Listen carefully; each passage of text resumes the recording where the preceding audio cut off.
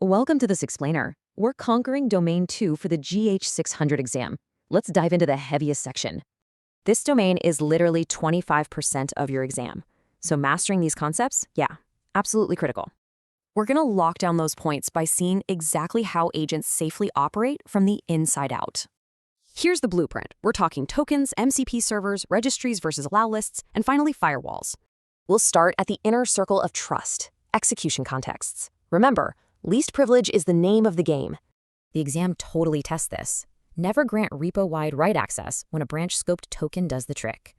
Moving out a layer, here is a huge question. How do agents actually use external tools securely?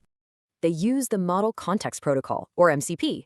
It gives agents a structured, safe way to discover capabilities. Memorize these out-of-the-box defaults.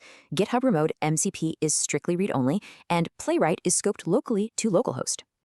All right, stepping into the outer circle of governance. Watch out, guys. This is the ultimate exam trap.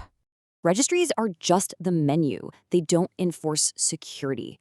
Allow lists? They're the bouncer actually enforcing the policy.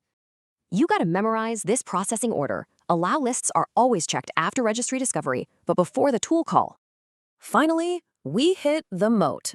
We're talking about the Cloud Agent Firewall and its awesome automated mitigations.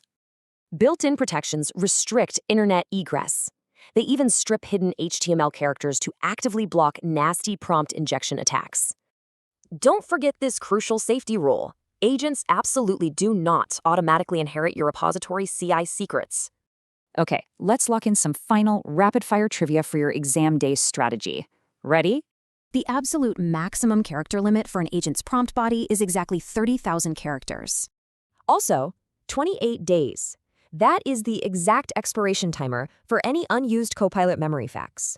You've mastered the circles of trust, but as AI evolves, what crazy new security boundaries will we need next?